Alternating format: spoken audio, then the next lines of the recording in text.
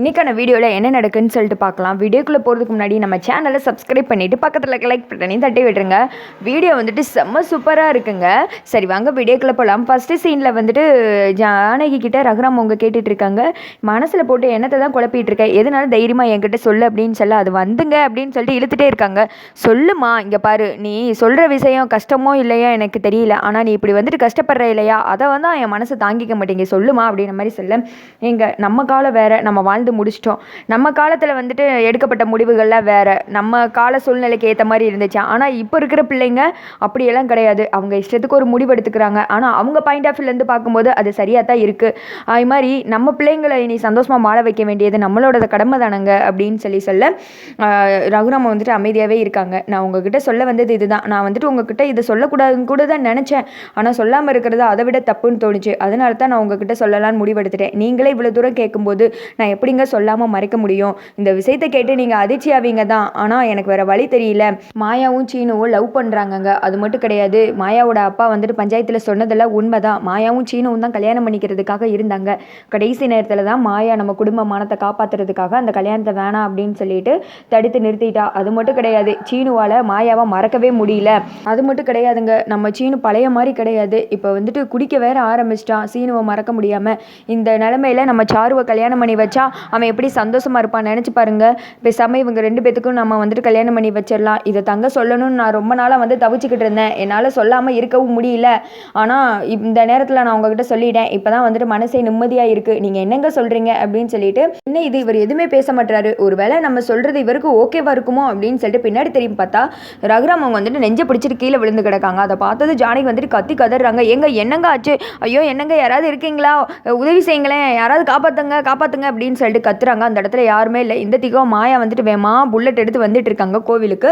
ஐயோ யாராவது வாங்களே, இவரை காப்பாத்துங்க அப்படின்னு சொல்லிட்டு பிடிச்சி கத்தி கதறிட்டு இருக்க கரெக்டாக வந்துட்டு மாயா வந்துடுறாங்க.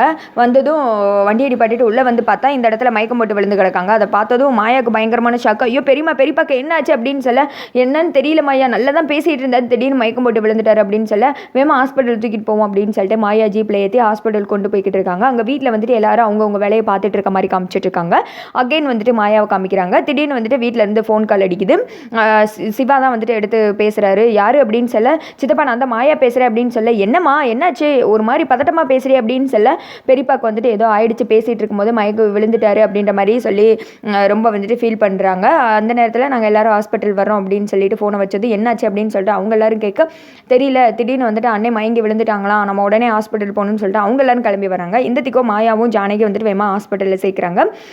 என்ன பெரியமா ஆச்சு அப்படின்னு சொல்ல, நான் எல்லா விஷயத்தையும் சொல்லிட்டேன், அதை தாங்க முடியாமல் தான் மயங்கி விழுந்துட்டாரு. ஐயோ எல்லா தப்பும் என் மேலே தான், எனக்கு இதனால் ஆயிருமா என்னன்னு அவர் என்னை பார்த்து வச்சுருந்தாரு. ஆனால் நானே கடைசியில் வந்துட்டு இப்படி அவரை வந்துட்டு கொல்ற நிலைமைக்கு போயிட்டேனே, அந்த கடவுளே என்னை மன்னிக்க மாட்டார், நான் வந்துட்டு இப்படி பண்ணிட்டேனே, உங்கள் ரெண்டு பேரோட வாழ்க்கையும் பார்த்துட்டு நான் அவரை அழிச்சிட்டேனே அப்படின்னு சொல்லிட்டு ரொம்ப வந்துட்டு ஃபீல் பண்ணுறாங்க. பெரியமா நீங்கள் எந்த தப்புமே பண்ணல பெரியமா, எங்களுக்காண்டி தானே பேசுனீங்க, தப்பு பண்ணதெல்லாம் நாங்கள் தான், எங்களால் தானே இந்த நிலைமை அப்படின்னு சொல்ல, இல்லை நான் வந்துட்டு இதை பற்றி அவர்கிட்ட சொல்லியிருக்கவே கூடாது, அவர் வந்துட்டு இவ்வளோ தூரம் கேட்குறாரே அப்படின்னு தான் நான் சொன்ன எல்லா பிரச்சனையும் போயிடுன்னு நினச்சேன், ஆனால் இவ்வளோ பெரிய பிரச்சனையாகவும் நான் நினச்சி கூட பார்க்கவே இல்லையே அப்படின்னு சொல்லிட்டு ரொம்ப ஃபீல் பண்ணி அழுகுறாங்க. நீங்கள் உட்காருங்க பெரியமா அப்படின்னு சொல்லிட்டு உட்கார வச்சுட்டு மாயா வந்துட்டு ஐசியூவில் அந்த ஹோல் வழியாக உள்ளே பார்த்துட்டு இருக்காங்க. பெரியப்பா நீங்கள் வந்துட்டு எதுனாலும் மனசுக்குள்ள வச்சு உங்க மாட்டீங்க, நேரடியாக வெளிப்படையாக சொல்லிடுவீங்க, நீங்கள் வந்துட்டு ஃபைட் பண்ணி வாங்க பெரியப்பா, நீங்கள் வந்துட்டு என்ன சொன்னாலும் அதை நான் ஏற்றுக்கிறேன், நீங்கள் வந்து இந்த வீட்டில் இருக்கக்கூடாதுன்னு என்ன சொல்கிறீங்களா, நான் கண்டிப்பாக இருக்க மாட்டேன், வீட்டை விட்டு போயிடுவேன் பெரியப்பா அப்படின்னு சொல்லிட்டு மாயா வந்துட்டு ரொம்ப ஃபீல் பண்ணி அழுகுறாங்க. அதை பார்க்கும்போதே ரொம்ப வந்துட்டு கஷ்டமாக இருந்துச்சு.